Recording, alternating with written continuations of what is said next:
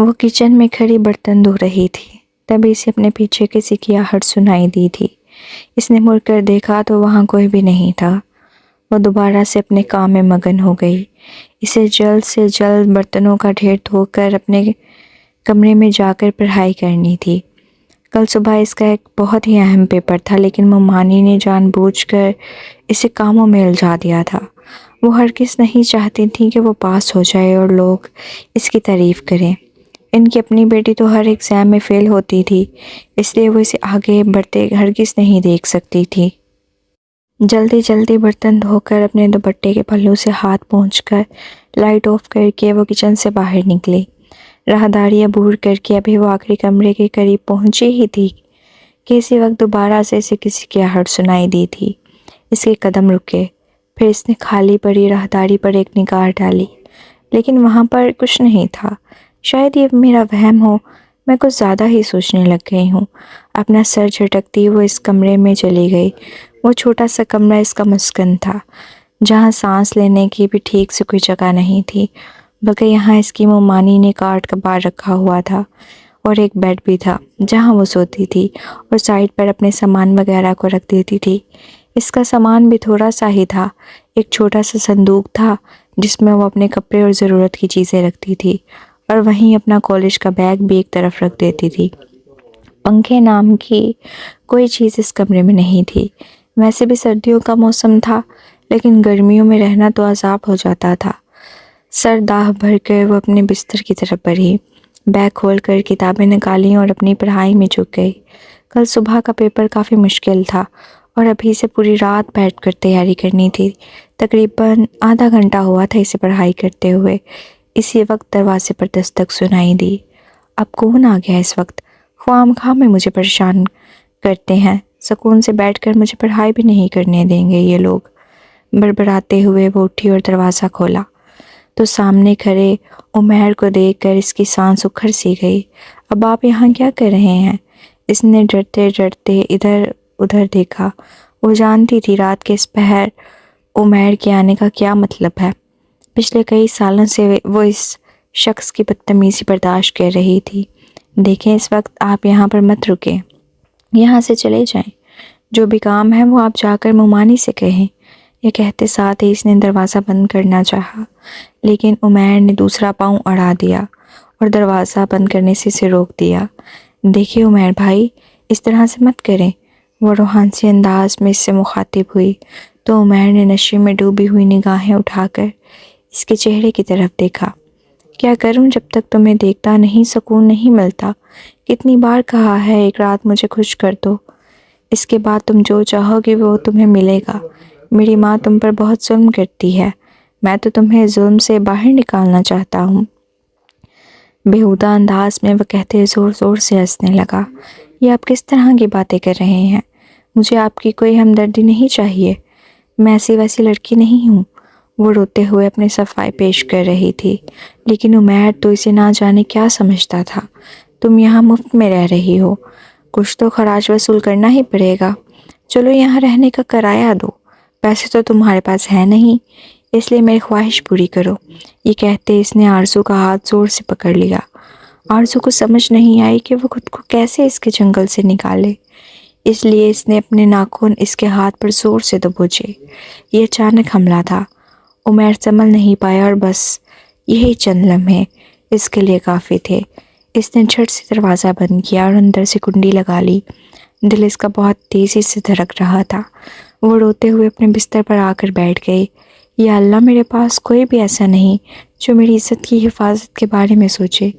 میں صرف تجھ سے ہی مدد مانگ سکتی ہوں، پلیز میری مدد کر۔ روتے ہوئے وہ اللہ کو مسلسل پکارے جا رہی تھی۔ پھر اس نے ہمت کی اور اپنا دھیان پڑھائی پر لگا دیا۔ اگلی صبح اس کی آنکھ وقت سے پہلے کھل گئی۔ وہ جانتی تھی اگر اس نے سارے کام مکمل نہ کیے تو پیپر کے لیے اسے دیر ہو جائے گی۔ مومانی اس کی جان نہیں چھوڑیں گی، ویسے بھی انہیں موقع چاہیے ہوتا تھا اس کا نقصان کرنے کا۔ اس لیے سب سے پہلے اٹھ کر اس نے اپنا رات کا سبق ریوائز کیا، نماز پڑھی اور فوراً سے کچن میں چلی آئی۔ جلدی جلدی سب کے لیے ناشتہ وغیرہ بنا کر کالج جانے کے لیے تیار ہوئی۔ اسی وقت مومانی آنکھیں مسلتے اپنے کمرے سے باہر نکلی۔ اے لڑکی، کام مکمل کیا یا ایسے ہی آوارہ گردی کرنے جا رہی ہے؟ وہ اس سے ایسے ہی مخاطب ہوتی تھی۔ وہ مومانی، میں نے سب کے لیے ناشتہ بنا کر رکھ دیا ہے اور صفائی بھی کر دی ہے۔ اس نے سر جھکائے ہمیشہ کی طرح تابع داری سے جواب دیا، تو وہ منہ بناتی وہاں سے نکل گئی۔ اب اور کوئی کام تو تھا نہیں جو صبح صبح وہ اسے دیتی۔ اس وقت ان کے شوہر بھی گھر پر ہوتے تھے۔ ماموں ویسے تو اس کا بالکل بھی دھیان نہیں رکھتے تھے، لیکن اگر کبھی مومانی کو اس پر ظلم کرتے دیکھتے تو ٹوک دیا کرتے تھے۔ اس لیے مومانی اپنے شوہر کے سامنے اچھا بننے کا ناٹک کرنے کے لیے خاموش رہتی۔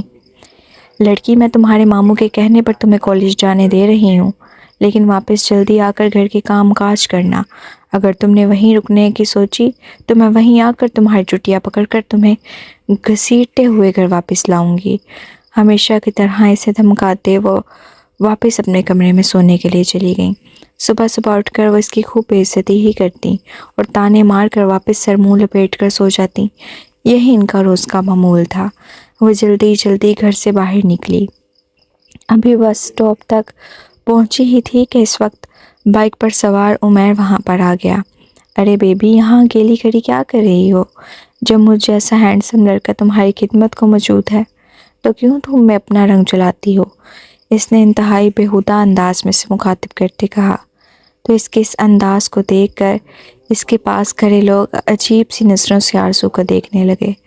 آرزو کو بہت ہی برا محسوس ہو رہا تھا، لیکن اس نے عمیر کو مکمل طور پر نظر انداز کر دیا۔ وہ جانتی تھی کہ اگر اس نے اپنا منہ کھولا تو وہ اس کی عزت مٹی میں ملا دے گا اور یہاں کھڑے لوگ طرح طرح کی باتیں بنائیں گے۔ اس لیے وہ خاموش رہی۔ جب اس کی بس آئی تو وہ بس پر چڑھ گئی، حالانکہ عمیر پیچھے سے اسے آوازیں لگا رہا تھا۔ وہاں کھڑے لوگ تماشا دیکھ رہے تھے۔ ان میں سے کسی ایک نے بھی عمیر کو روکنے کی کوشش نہیں کی کہ ایک لڑکی کو یوں پریشان نہیں کرو، بلکہ لوگ تو الٹا لڑکیوں کو ہی الزام دینے لگ جاتے ہیں۔ یار، تمہاری پیپر کی تیاری کیسی ہے؟ مجھے پتا ہے تمہاری مومانی نے تمہیں کچھ بھی پڑھنے نہیں دیا ہوگا، لیکن پریشان نہیں ہو، تم ایک بہت ہی ذہین لڑکی ہو، اچھا پیپر کر ہی لوگی۔ جیسے ہی وہ کالج کے اندر داخل ہوئی، صبا سے اس کا ٹکراؤ ہوا۔ وہ اس کی دوست تھی اور اس کے گھریلو حالات کے بارے میں سب کچھ جانتی تھی۔ ہاں یار، مومانی نے مجھے پڑھنے تو بالکل بھی نہیں دیا، اوپر سے ان کے بیٹے عمیر نے میری زندگی تباہ و برباد کر کے رکھ دی ہے۔ سمجھ نہیں آتا اس سے اپنی عزت کیسے محفوظ کروں۔ بجارگی سے اس نے اپنی دوست کو مخاطب کرتے کہا کہ آج پھر سے وہ تمہارے پیچھے آیا تھا؟ نہ صرف میرے پیچھے آیا بلکہ رات کو میرے کمرے میں بھی آ گیا تھا۔ بڑی مشکل سے میں نے خود کو بچایا، بدتمیز کہیں گا۔ وہ صبا کو رات کے بارے میں بتانے لگی، جسے سن کر صبا حیران ہو گئی کہ تمہارے ماموں اسے کچھ نہیں کہتے؟ کم سے کم انہیں تو دھیان رکھنا چاہیے کہ گھر میں ایک جوان لڑکی ہے اور ان کا بیٹا نشے میں دھت رہتا ہے۔ چھوڑو یار، ماموں کو کون سا کوئی فکر ہوتی ہے، وہ تو ویسے بھی مومانی کی انگلیوں پر ناچتے ہیں۔ چلو ہم لوگ کلاس میں جا کر بیٹھتے ہیں، ورنہ لیٹ ہو جائیں گے۔ وہ صبا کا ہاتھ پکڑے اسے ساتھ لیے کلاس میں آ گئی۔ جب اس نے پہلی بار کالج جوائن کیا تو صبا ہی تھی جس سے اس کی اچھی دوستی ہوئی تھی، ورنہ وہ خاموش رہتی تھی۔ صبا تھوڑی باتونی لڑکی تھی، اس لیے خود ہی آ کر اس نے اس سے دوستی کر لی اور ان دونوں کی دوستی اب تک ٹکی ہوئی تھی۔ کالج کا آخری سال تھا، یہ آخری ایگزامز ہو رہے تھے، اس کے بعد ان کا کالج ختم ہو جانا تھا۔ تھوڑی دیر بعد ان کی ٹیچر آئی اور ان کا ایگزام شروع ہو گیا۔ آج پہلا پیپر تھا۔ پیپر دے کر وہ باہر آئی تو صبا اس کا انتظار کر رہی تھی۔ وہ گزارے لائق پیپر کرتی تھی جس سے صرف پاس ہو جائے، اس لیے جلدی سے باہر آ جاتی تھی۔ چلو آؤ کینٹین میں بیٹھ کر کچھ کھاتے ہیں۔ صبا جو اس کے انتظار میں بیٹھی تھی اسے دیکھتے ہی فوراً سے کھڑی ہوئی۔ نہیں یار، مومانی نے کہا تھا جلدی گھر آنا، ورنہ یہیں آ جائیں گی۔ تم جانتی ہو اگر وہ یہاں آئیں تو سب کے سامنے میری کتنی بے عزتی ہوگی۔ اس نے ادھر ادھر دیکھتے کہا کہ کہیں سچ میں وہ پہنچ تو نہیں گئی۔ یار، تم اپنی مومانی سے اتنا کیوں ڈرتی ہو؟ تھوڑا عرصہ اپنی زندگی کو انجوائے کرو۔ چلو آؤ ہم لوگ کینٹین میں جا کر بیٹھتے ہیں۔ وہ زبردستی سے ساتھ لیے کینٹین چلی آئی۔ وہ صبا کو روکنا چاہتی تھی لیکن پھر اس کا اصرار دیکھ کر مان گئی۔ صبا نے چپس وغیرہ آرڈر کیے۔ جب بھی وہ دونوں کچھ کھاتی تھی صبا ہی پیسے دیتی تھی کیونکہ اس کی ممانی تو اسے کوئی پیسے دیتی ہی نہیں تھی اور صبا اس کے حالات سے واقف تھی۔ اس نے آج تک کبھی بھی آرزو سے پیسے کی ڈیمانڈ نہیں کی تھی، لیکن آرزو کو اچھا نہیں لگتا تھا کہ وہ ایسے مفت میں کھائے، جس کا اظہار وہ اکثر صبا سے کرتی تھی، لیکن صبا اسے ڈانٹ دیتی۔ تم میری دوست ہو، کوئی غیر تو نہیں، آئندہ اس طرح کی بات مت کرنا، اور میں تمہارے حالات سے اچھے سے واقف ہوں، میرے لیے ہم دونوں کی دوستی سب سے اہم ہے۔ یہ کہہ کر وہ اسے خاموش کروا لیتی۔ تھوڑی دیر میں ان کا آرڈر آ گیا اور وہ دونوں کھانے میں مصروف ہو گئیں۔ اسی وقت کسی کے چلانے کی آواز زور زور سے اس کے کانوں سے ٹکرائی۔ وہ فوراً سے ڈر کر اپنی جگہ سے کھڑی ہو گئی۔ کینٹین کے دروازے پر کھڑی اس کی ممانی انتہائی غضبناک نگاہوں سے اسے دیکھ رہی تھی۔ تو یہاں آوارہ گردی کر رہی ہے؟ گھر کے کام کاج کون کرے گا؟ تجھے میں نے کہا تھا جلدی سے گھر آ جانا، لیکن تو یہاں پر موج مستی کرنے میں مصروف ہے۔ چل آج تو گھر چل، پھر میں تجھے بتاتی ہوں۔ وہ چیل کی طرح اس پر جھپٹی اور اس کے بال پکڑ کر اسے گھسیٹتے وہاں سے لے جانے لگی۔ تبھی سب لوگ وہاں جمع ہو گئے۔ صبا تیزی سے آگے بڑھی اور اس کے بال اس کی ممانی کے ہاتھ سے چھڑوائے۔ آپ کے اندر تمیز نہیں؟ آپ کیا کر رہی ہیں؟ آپ کا گھر نہیں کالج ہے۔ ایک کال پر پولیس یہاں آ جائے گی اور آپ کو لے جائے گی۔ اس نے سیدھے سیدھے انہیں پولیس کی دھمکی دی، جس پر اس کی ممانی فوراً سے سیدھی کھڑی ہو گئی۔ بات پرنسپل تک چلی گئی کہ باہر سے کوئی عورت آ کر کالج میں اتنا ہنگامہ کر رہی ہے۔ جب پرنسپل کو ساری کہانی پتہ چلی تو انہوں نے اس کی ممانی کو ہی خوب ساری باتیں سنائیں اور کہا کہ اس لڑکی کی زندگی کیوں برباد کر رہی ہیں، لیکن ممانی اس پر الٹے ہی الزام لگا رہی تھی۔ آپ نہیں جانتی یہ کیسی لڑکی ہے، میرے بیٹے کو اس نے ورگلایا ہے، اس کی ماں بھی ایسی ہی تھی۔ ممانی کے منہ سے اپنی ماں کے بارے میں ایسے الفاظ سن کر وہ تڑپ کر رہ گئی، لیکن انہیں تو جیسے کوئی فرق ہی نہیں پڑ رہا تھا۔ سب ان پر تھو تھو کر رہے تھے۔ پھر وہ اسے ساتھ لے گھر آئی۔ آرزو جانتی تھی کہ آج اس کی خیر نہیں۔ جیسے ہی وہ اسی لیے گھر میں داخل ہوئی، سیدھا صحن میں پھینکا۔ اسی وقت اس کی کزن بھی اندر سے نکل آئی۔ اسے اس حالت میں دیکھ کر زور زور سے ہنسنے لگی اور بیٹھ کر تماشا دیکھنے لگی۔ اس کی ممانی وائپر سے اسے زور زور سے مارنے لگی۔ وہ روتے ہوئے ان کی منتیں کر رہی تھی، لیکن وہ اس کی کوئی بات سننے کو تیار نہیں تھی۔ جب وہ اسے مار مار کر تھک گئی تو خود ہی چپ چاپ بیٹھ گئی۔ چل گھر کی صفائی کر۔ ان کے حکم پر وہ زخموں سے چور جسم اٹھاتی بمشکل کچن کی طرف چل پڑی اور سارے کام کاج نپٹانے لگی۔ صبح وہ سارے کام کر کے گئی تھی، لیکن ابھی برتنوں کا ڈھیر لگا ہوا تھا۔ روتے ہوئے وہ سارے برتن دھو رہی تھی۔ کاش میرے ماں باپ زندہ ہوتے تو ایسا نہ ہوتا میرے ساتھ، ہمیشہ کی طرح اس کے دل میں سے ایک آہ نکلی تھی، اور پھر اچانک سے ایک شخص کا خیال اس کے دل و دماغ پر حاوی ہو گیا۔ کہاں ہو تم؟ آخر کہنے کو تو تم میرے سب سے قریبی ہو، لیکن جب بھی مجھے تمہاری ضرورت ہوتی ہے تم نہیں ہوتے۔ اتنے سالوں میں ایک بار بھی مڑ کر تم نے میرے بارے میں نہیں پوچھا، نہ میری پرواہ کی۔ تم جانتے بھی ہو میں کس کا حال میں ہوں۔ کیا تمہیں یہ رشتہ یاد ہے جو ہمارے بیچ تھا؟ وہ دل ہی دل میں اس سے مخاطب ہوتے سوال کر رہی تھی۔ ہر دن اس کا انتظار کرتی، شاید وہ اس ظلم اور اس قید سے نکالنے کے لیے آ جائے، لیکن آج تک وہ کبھی نہیں آیا تھا۔ جیسے وہ اس رشتے کو بھول ہی گیا تھا۔ تو رات کے بارے میں سوچتے ہوئے وہ برتن دھونے لگی۔ اکثر وہ سوچتی تھی کہ وہ ان لوگوں سے کانٹیکٹ کرے، لیکن رابطے کا کوئی ذریعہ نہیں تھا۔ ممانی اس پر خاص نظر رکھتی تھی کہ کہیں وہ اپنے خاندان والوں سے رابطہ نہ کرے اور ان کے پول نہ کھل جائیں۔ اس کے ماں باپ کی وفات کے بعد اس کے ماموں اور ممانی نے اسے اپنی سرپرستی میں لے لیا ہی اس لیے تھا کہ اس کے باپ کے گھر کو اپنے نام کروایا جا سکے۔ جائیداد کا لالچ ہمیشہ لوگوں کو سگے رشتوں کے خلاف کر دیتا ہے۔ اس وقت تو اس کی ممانی نے بہت ہی اچھا بنتے اس کی ذمہ داری اپنے سر پر لی اور خاندان والوں کے سامنے اپنی ناک اونچی کر لی، لیکن حقیقت میں ان کے کیا منصوبے تھے کوئی بھی نہیں جانتا تھا۔ تھوڑے ہی دن میں سے اندازہ ہو گیا تھا کہ وہ ایک گھر میں نہیں بلکہ ایک قید خانے میں رہ رہی ہے۔ بہت چھوٹی سی عمر میں ہی مومانی نے اس پر ظلم کے پہاڑ توڑنا شروع کر دیے تھے۔ اس کی کزن اس کی بہت بڑی دشمن بن چکی تھی۔ وہ مومانی کی اکلوتی اور لاڈلی بیٹی ارم حد سے زیادہ بگڑی ہوئی تھی، اور دوسری طرف ان کا بیٹا عمیر جو آرزو سے 3 سال بڑا تھا، لیکن حد سے زیادہ نکما اور آوارہ تھا۔ جب آرزو جوانی کی سرحدوں پر پہنچی تو عمیر نے اسے خاص نگاہ سے دیکھنا شروع کر دیا۔ وہ اس کے بارے میں اچھے خیالات نہیں رکھتا تھا، غلط محفلوں میں اٹھتا بیٹھتا تھا، اس لیے اسے لے کر اس کے دماغ میں غلط خیالات آتے تھے۔ آرزو نے اپنے آپ کو اس سے بچانے کی بہت سی کوششیں کی، لیکن اس کی کوئی کوشش کامیاب نہیں ہوتی تھی۔ وہ درندہ کسی نہ کسی طرح سے اس کے سامنے آ ہی جاتا تھا اور اپنی بےہودگی کا مظاہرہ بھی کرتا تھا۔ پہلے وہ سوچتی تھی کہ گھر میں مومانی یا ماموں سے اس بات کا ذکر کرے، لیکن پھر اسے اندازہ ہوا کہ اس سب کا کوئی فائدہ نہیں ہوگا۔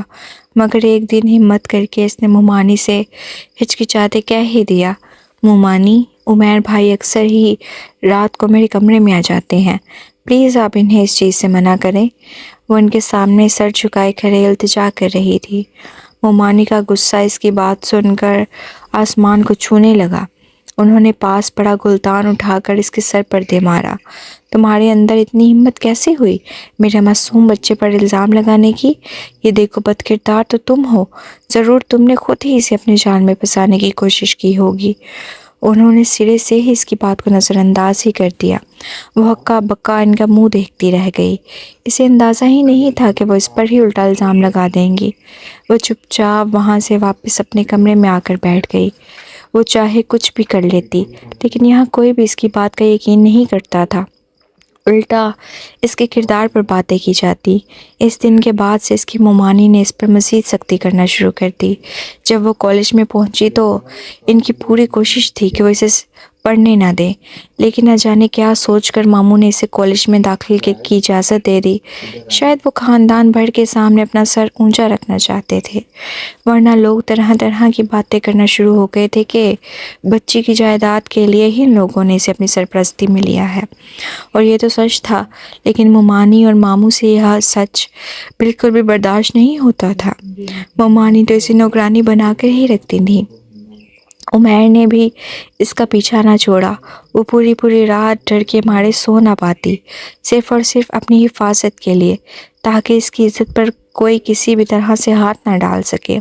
بار بار راتوں کو اٹھ کر وہ دروازے کو دیکھتی، اندر سے بند ہے یا کھلا، پھر تسلی کرنے کے بعد ہی وہ واپس اپنے بستر پر جا کر لیٹتی تھی۔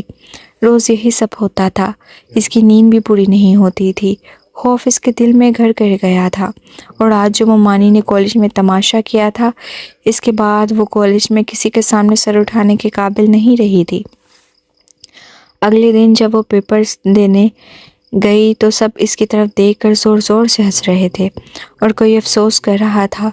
صبا اس کے پاس آئی، اس کے چہرے پر زخموں کے نشانات دیکھ کر افسردہ ہونے لگی۔ سوری یار، مجھے نہیں پتا تھا کہ وہ واقعی میں یہاں جائیں گی۔ میں نے ہی ضد کی تھی اور تمہیں کینٹین لے گئی، میری وجہ سے یہ سب ہوا۔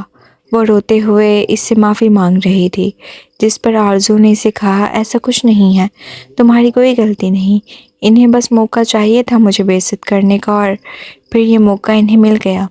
میری زندگی کبھی نہیں بدل سکتی۔ کیا تو راب نے تم سے رابطہ نہیں کیا؟ اس نے ڈرتے ڈرتے اس سے سوال کیا۔ کیا تم جانتی ہو صبا، اتنے سال میں ایک بار بھی ان لوگوں نے مڑ کر میرے بارے میں نہیں پوچھا۔ یوں لگتا ہے جیسے کہ یہ رشتہ تراب کے لیے بوجھ ہے، شاید اسے تو یہ رشتہ یاد بھی نہیں ہو، میں ہی ایسے ہی اسے لگا کر بیٹھی ہوں۔ اب مجھے سمجھ آ گئی ہے کہ اگر مجھے اپنی زندگی بدلنی ہے تو اپنے بل بوتے پر بدلنی ہوگی، ورنہ ساری زندگی میں دوسروں سے دبتی رہ جاؤں گی۔ آج وہ کچھ الگ لگ رہی تھی۔ صبا کو محسوس ہوا وہ اپنے بارے میں سوچنے لگ گئی ہے، اور یہ اچھی بات تھی۔ وہ ہر حال میں اپنی دوست کا ساتھ دینے کو تیار تھی۔ اگر اس کا بس چلتا تو وہ اس کے سارے دکھوں کو اس سے دور کر دیتی اور ساری خوشیاں اس کی جھولی میں ڈال دیتی، لیکن ایسا وہ صرف سوچ ہی سکتی تھی، کر نہیں سکتی تھی، کیونکہ اس کے گھر کے حالات ہی ایسے تھے۔ وہ بس اس کے لیے دعا کرتی تھی اور کوشش کرتی تھی کہ کالج میں جتنا وقت اس کے ساتھ رہے اسے افسردہ نہ ہونے دے، لیکن اب جو کچھ کالج میں ہوا تھا یہاں پر اس کا رہنا بہت مشکل ہو گیا تھا۔ شکر کی بات تو یہ تھی کہ آخری سال تھا، پیپر بھی ختم ہونے والے تھے۔ اس کے بعد دوبارہ کالج میں آ کر یہ سب نہ سہنا پڑتا، لیکن ایک بات کی فکر صبا کو بار بار ہو رہی تھی کہ جب کالج ختم ہو جائے گا تو وہ اس سے رابطہ کیسے کرے گی۔ وہ جانتی تھی کہ اس کی مومانی کو اس کا گھر آنا پسند نہیں ہے، نہ وہ اسے صبا کے گھر بھیجیں گی۔ جیسے ہی ان کے امتحانات ختم ہوئے اس کی مومانی نے اسے مزید گھر کے کاموں میں الجھا دیا۔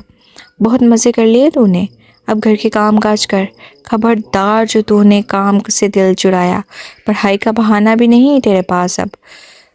تو وہ بول تو ایسے رہی تھی جیسے پڑھنے کے لیے اسے ٹائم دے دیتی تھی۔ وہ تو اپنی راتوں کی نیند قربان کر کے پڑھائی کرتی تھی۔ جب اس کا رزلٹ آیا تو اس نے فرسٹ ڈویژن سے امتحان پاس کیا۔ وہ بہت زیادہ خوش ہوئی تھی، لیکن اس گھر میں کسی کو کوئی خوشی نہیں تھی۔ اب وہ آگے یونیورسٹی جانا چاہتی تھی، لیکن جیسے ہی یہ بات ماموں اور مومانی کے کانوں تک پہنچی انہوں نے ایک ہنگامہ کھڑا کر دیا۔ کالج تک پڑھا دیا وہ کافی ہے، آگے پڑھنے کی کوئی ضرورت نہیں۔ کالج تو مفت میں پڑھتی تھی، لیکن یونیورسٹی میں فیس ہوگی۔ سرکاری یونیورسٹی میں بھی اچھی خاصی فیس ہوتی ہے۔ انہوں نے صاف صاف منع کر دیا۔ حالانکہ اس کے ابا کی زمینوں سے اچھے خاصے پیسے آتے تھے اور وہ پیسے اس کے اوپر بالکل بھی نہیں لگتے تھے، وہ مومانی اپنے بچوں پر لگا دیتی تھی۔ پہننے کو اسے ایک ڈھنگ کا لباس بھی میسر نہیں تھا۔ مومانی ابا کی زمینوں سے پیسے آتے ہیں نا، اس میں سے کچھ پیسے اگر میری فیس کے لیے رکھ دیے جائیں تو کچھ نہیں ہوگا۔ بہت ہی ہمت کر کے اس نے اپنے منہ سے الفاظ نکالے تھے جنہیں سنتے ہی مومانی کا پاڑا چڑھ گیا تھا۔ ساتھ بیٹھے ماموں بھی بہت غصے میں آ گئے۔ تمہیں اتنا عرصہ ہم لوگوں نے پالا پوسا، تمہیں کیا لگتا ہے مفت میں کیا ہے ہم نے یہ سب؟ ہم نے تمہیں یہاں رکھا، ہم نے سب کچھ دیا، تم اس گھر میں رہتی ہو تو کھانے کو بھی ملتا ہے اور پہننے کو بھی۔ وہ سب پیسے آسمان سے نہیں گرتے۔ کتنی بے شرم ہو، ہمارا احسان ماننے کے بجائے ہمیں یہ یاد دلا رہی ہے کہ تمہارے ابا کی زمینیں ہیں۔ ارے ہم نے لالچ میں تھوڑی تمہیں یہاں رکھا ہے، ہم نے سوچا یہ یتیم ہے تو اسے رکھ لیتے ہیں۔ دونوں نے ایک بار پھر سے ڈرامہ شروع کر دیا، لیکن وہ ہر حال میں آگے بڑھنا چاہتی تھی، اس لیے ان کے ہر ڈرامے کو نظر انداز کیا اور کہا مجھے نہیں پتا، میں آگے بڑھنا چاہتی ہوں، کچھ بھی ہو جائے، ورنہ میں اپنے چچا اور تایا سے کانٹیکٹ کروں گی۔ یہ سنتے ہی وہ دونوں خاموش ہو گئے۔ وہ جانتے تھے کہ اگر اس نے ایسا کر لیا تو ان کے ہاتھ سے یہ جائیداد نکل جائے گی۔ اتنا عرصہ انہوں نے پوری کوشش کی کہ وہ اپنے ددیال سے کانٹیکٹ نہ کر سکے۔ اگر وہ ایسا کر بیٹھی تو سارا بنا بنایا کھیل ان کا مٹی میں مل جانا تھا۔ اسی وقت اس کی مومانی نے فوراً سے اپنی ٹون بدلی اور کہا بیٹی ہم تمہاری بھلائی کے لیے کہہ رہے تھے، اتنا پڑھ کے کہیں تمہارا دماغ خراب نہ ہو جائے۔ چلو ٹھیک ہے، جیسا تم چاہو، ہم ایڈمیشن کروا دیں گے۔ ان کی یوں کایا پلٹتے وہ پھر مسکرا دی اور پھر اس کا یونیورسٹی میں ایڈمیشن ہو گیا۔ یونیورسٹی میں پڑھتے ہوئے بھی اسے عمیر سے خود کو بچانے کے لیے بہت سی تکلیفیں برداشت کرنی پڑتی تھی۔ کئی سال اس نے اپنی عزت بچانے کے لیے خود کو تکلیف میں ڈالے رکھا۔ ہر دن وہ طراب کا انتظار کرتی اور جب وہ پڑھ لکھ کر ایک کامیاب عورت بن گئی اور ایک اچھی جگہ نوکری کرنا شروع کی تو مومانی کا منہ بند ہو گیا۔ وہ جو اس پر پہلے ظلم کرتی تھی اب بالکل خاموش ہو گئی تھی، کیونکہ اب وہ اپنے پاؤں پر کھڑی ہو چکی تھی۔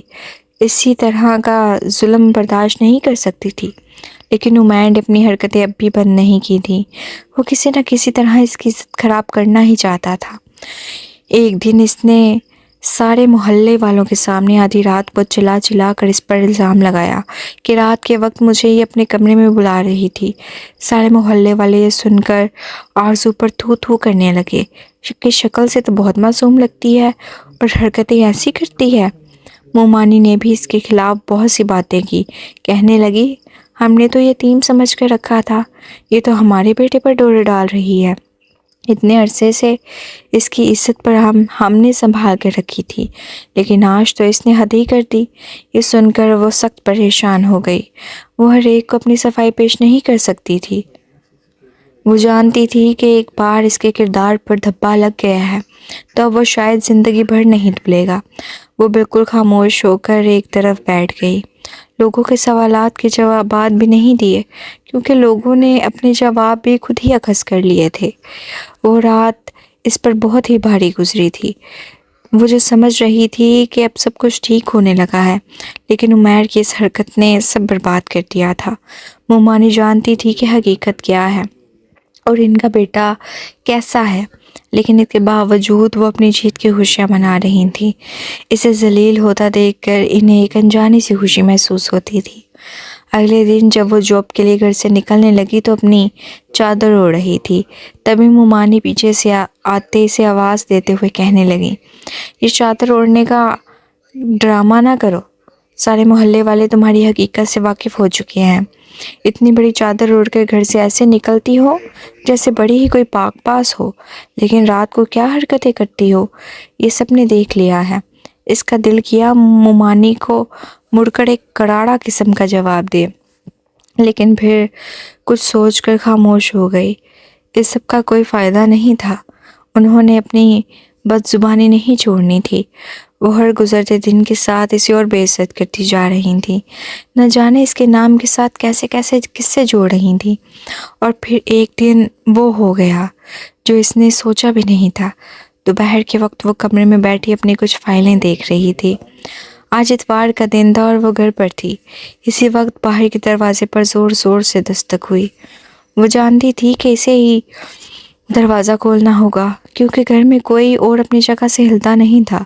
وہ دوپٹہ سر پر لیتی دروازے پر آئی اور احتیاط سے پوچھا، کون ہے باہر؟ باہر سے ایک انجان مرد کی آواز ابھری، دروازہ کھولو، میں کسی کام سے آیا ہوں۔ اسے سمجھ نہیں آئی کہ ایک مرد اس کے دروازے پر کیا کر رہا ہے۔ اس نے دروازہ نہیں کھولا، لیکن دوبارہ جب دستک ہوئی تو وہ بے اختیار پوچھ بیٹھی، کون ہیں آپ؟ تراب شاہ ہوں، دروازہ کھولو۔ یہ نام سن کر وہ سن سی ہو کر رہ گئی۔ اسی وقت مومانی اندر سے آنکھیں مسلتے ہوئے اٹھ کر آئی، کیا ہے، کون ہے دروازے پر؟ دروازہ کھول دینا، کیوں میری نیند خراب کروا رہی ہے؟ اسے یوں بت بنے کھڑی دیکھ کر وہ تیزی سے آگے بڑھی اور دروازہ کھولا۔ سامنے کھڑے نوجوان کو دیکھ کر وہ حیران رہ گئیں۔ انہوں نے سوچا نہیں تھا کہ تراب شاہ ایک دن یوں سامنے آ کر کھڑا ہو جائے گا۔ ظاہر سی بات ہے، مومانی تو خاندان والوں سے ملتی جلتی تھی، اس لیے تراب کو پہچانتی تھی۔ انہوں نے ایک نظر اس کی طرف دیکھا، یوں بت بن کر کیوں کھڑی ہے؟ یہ تراب ہے، پہچانا نہیں اسے؟ آؤ بیٹا اندر آ جاؤ۔ اسے کہتے انہوں نے دروازہ کھولا۔ تراب شاہ ایک طائرانہ نظر آرزو پر ڈالتے اندر چلا آیا۔ مومانی اس کے سامنے میٹھا بن رہی تھی، کیونکہ وہ ایک امیر زادہ تھا، امیر گھرانے سے تعلق رکھتا تھا۔ مومانی تو ہر پیسے والے کے سامنے بیچتی جاتی تھی۔ وہ بھی سکتے سے باہر آئی اور کچن میں جا کر جوس گلاس میں انڈیلنے لگی۔ تھوڑی دیر بعد مومانی کچن میں آئی۔ تراب تم سے بات کرنے آیا ہے، تمہارے کمرے میں انتظار کر رہا ہے، جا کر بات کر لو۔ یہ کہہ کر وہ واپس چلی گئیں۔ یہ وقت ان کے سونے کا ہوتا تھا، چاہے کچھ بھی ہو جائے وہ اپنی نیند خراب نہیں کرتی تھی۔ وہ جوس ٹرے میں رکھ کر اپنے کمرے کی طرف چلی آئی، جہاں تراب بیٹھا عجیب سی نظروں سے کمرے کو دیکھ رہا تھا۔ تم یہاں رہتی ہو؟ اس نے اس کے ہاتھ سے ٹرے لیتے ایک طرف رکھتے ہوئے کہا۔ جی میں یہی رہتی ہوں، آپ بتائیں کیوں آئے ہیں؟ اس کے اکھڑے اکھڑے سے لہجے پر تراب نے حیرت سے اس کی طرف دیکھا۔ کیا مطلب کیوں آیا ہوں؟ تمہیں لینے آیا ہوں۔ بیوی ہو تم میری، بھول گئی ہو وہ بچپن کا رشتہ؟ اس نے کہا تو اس کی بات پر آرزو نے ایک استہزائیہ نظر اس کی طرف ڈالی۔ اب آپ کو یاد آ گیا کہ میں آپ کی بیوی ہوں، اور یہ بھی یاد آ گیا کہ بچپن میں ہمارے بیچ کوئی رشتہ بنا تھا؟ کیا مطلب ہے؟ تم اس طرح بات کیوں کر رہی ہو؟ مجھے آپ کے ساتھ ہرگز نہیں جانا۔ اس نے منہ دوسری طرف موڑ کر اس سے کہا، مجھے آپ سے طلاق چاہیے۔ اس کی اگلی بات سنتے تراب کا دماغ خراب ہو گیا۔ تم اچھے سے جانتی ہو ہمارے خاندان میں طلاق کا کوئی تصور نہیں، تمہیں میرے ساتھ چلنا ہی ہوگا۔ میں نہیں جاؤں گی آپ کے ساتھ۔ اس کی وہی ضد تھی، تم میں اتنی ہمت میری بات سے انکار کرو، اور میں یہاں تمہاری مرضی پوچھنے نہیں آیا، صرف حکم سنا رہا ہوں، چلو میرے ساتھ۔ اس کا بازو پکڑ کر وہ اسے اٹھانے کی کوشش کرتے ہوئے بولا، لیکن اگلے ہی لمحے اس کی حیرت کی انتہا نہ رہی تھی۔ آرزو تیزی سے اٹھی اور ایک زوردار تھپڑ اس کے منہ پر دے مارا۔ اسے کچھ سمجھ ہی نہیں آیا کہ نازک سی نظر آتی یہ لڑکی اتنی ہمت کیسے کر پائی کہ اسے تھپڑ مارے۔ تو راب شاہ کو اس کی انا پر یہ تھپڑ تازیانہ بن کر لگا تھا۔ آج تک کسی میں ہمت نہیں ہوئی تھی کہ تراب شاہ کے سامنے اونچی آواز میں بات کرنے کی، اور یہ لڑکی جو اس کی بچپن کی منکوہا تھی اس پر ہاتھ اٹھا رہی تھی۔ ابھی آپ کی غیرت بہت جاگ رہی ہے۔ اس وقت کہاں تھی آپ کی یہ غیرت جب مجھے آپ کی ضرورت تھی؟ اتنے سالوں میں ایک بار بھی آپ نے مڑ کر میرے بارے میں سوال نہیں کیا یا یہ نہیں پوچھا، نہ میری پرواہ کی۔ اس وقت آپ کی غیرت کہاں چلی گئی تھی جب میں اس گھر میں پل پل تڑپتی رہی، اپنی عزت بچانے کو پوری رات میں جاگتی رہی؟ یہاں مجھ پر کتنا ظلم کیا جاتا رہا، ایک بار بھی آپ نے سوچا؟ ہر روز میں نے آپ کا انتظار کیا، ہر رات آپ کو بلاتی، لیکن آپ کہاں تھے؟ کہیں نہیں۔ اور اب اتنے سالوں بعد آپ آئے ہیں اور اس رشتے کا حق جتا رہے ہیں۔ اس کی آواز رند گئی تھی۔ تراب شاہ آنکھیں پھاڑے حیرت سے اس لڑکی کو دیکھ رہا تھا جو اس کے دل کے کونے میں بہت لمبے عرصے سے بسی ہوئی تھی، بلکہ اب تو اس کے پورے دل پر قبضہ کر چکی تھی۔ آرزو نے اس کی کپکپاتی آواز میں پکارا، نہیں نہیں لے میرا نام، اب آپ کو کوئی حق نہیں بنتا میرا نام لینے کا۔ آپ نے مجھے اکیلا کر دیا، آپ سب نے مجھے تنہا چھوڑ دیا تھا، آپ کیوں آئے ہیں؟ جائیں یہاں سے۔ وہ دھکے دیتے اسے وہاں سے نکالنے لگی۔ وہ سن کھڑا ایک دم سے آگے بڑھا اور اسے اپنے سینے سے لگا لیا۔ پلیز مجھے معاف کر دو، میں نہیں جانتا تھا تم کن حالات میں ہو، اتنا عرصہ میں یہاں پر تھا ہی نہیں۔ ابھی اگر کبھی آ بھی گیا تو تمہاری ممانی نے ہمیشہ سب اچھا ہے کہہ کر بات ختم کر دی۔ تم سے ملنے کی بہت کوشش کی، لیکن وہ یہی کہتی کہ تم ملنا نہیں چاہتی ہو۔ مجھے لگا کہ تمہاری خواہش ہے، اس لیے میں نے اس بات کا احترام کیا، لیکن میں کیا جانتا تھا کہ تمہارے ساتھ کیا ہو رہا ہے۔ میں بہت کم عمری میں ہی اپنے ماں باپ کے ساتھ باہر ملک چلا گیا تھا۔ بابا نے وہیں بزنس سیٹ کیا تھا اور میری پڑھائی بھی وہیں ہوئی۔ یقین کرو ہر روز تمہارے بارے میں سوچتا تھا، کبھی اپنا دل کسی اور کی طرف مائل نہیں ہونے دیا، کیونکہ خود کو تمہاری امانت سمجھتا تھا۔ مجھے معاف کر دو، اب سے تمہارا کوئی دکھ تمہارے قریب نہیں آ سکے گا۔ وہ اسے خود سے لگائے تسلی دے رہا تھا، جس پر آرزو نے سر اٹھا کر اسے دیکھا۔ اب بھی اس کی آنکھوں میں خفگی تھی۔ کیا ہوا، اب تک ناراض ہو مجھ سے؟ تو راب نے اس کی آنکھوں میں دیکھتے پیار سے کہا، تو وہ ہاں میں سر ہلا گئی۔ میں وعدہ کرتا ہوں تم سے جس نے تمہیں تکلیف دی ہے ایک ایک سے بتلا لوں گا، اور اب سے تمہاری زندگی میں کوئی تکلیف نہیں آئے گی۔ چلو اپنا سامان لو اور میرے ساتھ میرے گھر چلو، ماما پاپا بہت بے صبری سے تمہارا انتظار کر رہے ہیں۔ اس کے کہنے پر آرزو نے اپنا سامان باندھا اور گھر سے باہر نکل آئی۔ تراب نے اسے منع کیا تھا کہ گھر میں کسی کو الوداع کہنے کی ضرورت نہیں، میں بعد میں خود ہی سب سے نمٹ لوں گا۔ وہ جانتی تھی کہ اگر ممانی کو اس بات کا پتہ چلا کہ وہ تراب کے ساتھ واپس جا رہی ہے تو وہ ایک ہنگامہ کھڑا کر دیتی اور ایک نئی کہانی گھڑ دیتی، اس لیے تراب کی بات مان کر ایسے ہی اس کے ساتھ چلی آئی۔ جب وہ اپنے چچا اور چاچی کے گھر پر پہنچی تو وہ لوگ پہلے ہی اس کے استقبال کے لیے کھڑے تھے۔ ان کے گلے لگ کر وہ خوب روئی۔ تراب نے انہیں تمام حالات بتا دیے، جس پر ان دونوں کو افسوس ہوا کہ ہم نے اتنا عرصہ تمہارا خیال نہیں رکھا اور نہ ہی تمہارے بارے میں کوئی خیر خبر رکھی۔ چلو اب جو ہونا تھا ہو گیا، اب ہم اپنی زندگی شروع کریں گے، اور بیٹا تم بالکل بھی فکر مت کرو، تمہارے پاپا کی ساری جائیداد وغیرہ میں تمہارے نام جلدی ٹرانسفر کروا دوں گا، ورنہ تمہارے ماموں اس پر بھی قبضہ کر لیں گے۔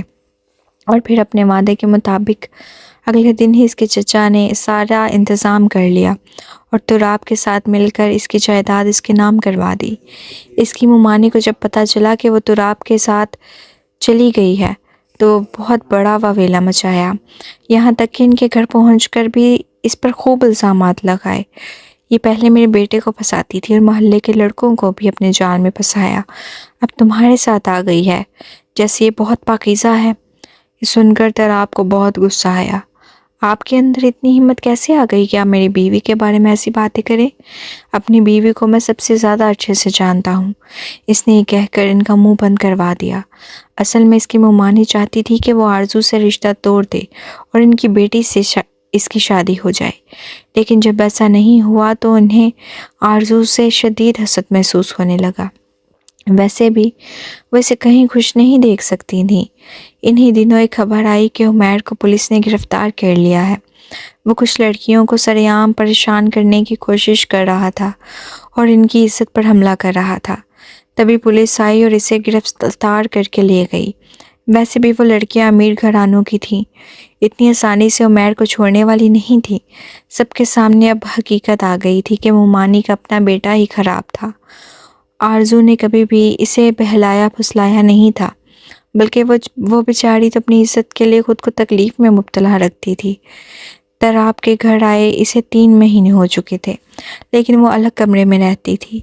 پھر ایک دن اس کی پیرنٹس نے ان دونوں کو اپنے پاس بلایا اور کہا، اب وقت آ گیا ہے تم دونوں کی رخصتی کر دی جائے اور تم دونوں اپنی نئی زندگی شروع کرو۔ یہ سن کر آرزو کا دل ایک الگ ہی لہر پر دھڑکنے لگا۔ اسے یقین نہیں آ رہا تھا کہ اس کی زندگی بالکل ہی بدل گئی ہے اور تراب اس کی زندگی میں آ چکا ہے۔ تقریباً 1 مہینہ شادی کی تیاری جاری رہی اور اس کے بعد بہت ہی دھوم دھام سے اس کی رخصتی کر دی گئی۔ ولیمہ بھی بہت ہی شاندار کیا گیا تھا۔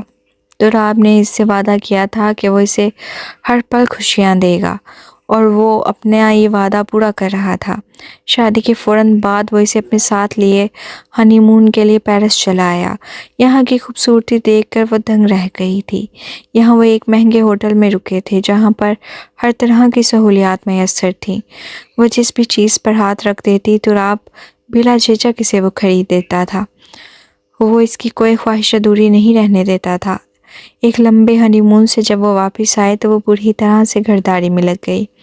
حالانکہ تراب نے اس سے کہا بھی تھا کہ اگر تم نوکری کرنا چاہتی ہو تو کر لو، میری طرف سے کوئی بھی پابندی نہیں، لیکن اس نے منع کر دیا اور کہا کہ مجھے گھر میں رہنا پسند ہے۔ کچھ مہینوں بعد اسے خبر ملی کہ وہ حاملہ ہے۔ یہ سن کر وہ حد سے زیادہ خوش ہو گئی۔ اس نے تراب کو سرپرائز دینے کا سوچا۔ رات جب وہ آفس سے واپس آیا تو وہ تیار بیٹھی تھی۔ خیریت ہے اتنی تیاری کس لیے؟ لگتا ہے اپنے شوہر نامدار کی یاد زیادہ ستا رہی تھی۔ اس نے شرارتی مسکراہٹ چہرے پر سجائے اس کے بالوں کی لٹوں کو انگلی میں گھماتے کہا تو وہ شرم سے سر جھکا گئی۔ آج اس کے چہرے کے رنگ بدلے ہوئے تھے۔ کیا بات ہے آج میری بیوی اتنی خوش نظر آ رہی ہے؟ تراب نے ہلکے سے جھکتے ہوئے اس کے ایئر رنگز کو چھوتے ہوئے کہا تو اس نے شرماتے اپنی ٹیسٹ کی رپورٹس اس کے سامنے رکھ دی، جنہیں پڑھ کر وہ خوشی سے پاگل ہو گیا۔ کیا یہ سچ ہے؟ مجھے یقین نہیں آ رہا تم پریگننٹ ہو۔ وہ بار بار اس سے سوال کرتا اور وہ ہنس کر بار بار ہاں میں سر ہلاتی۔ آخرکار وہ اپنی سنہری زندگی کا دور شروع کر چکے تھے۔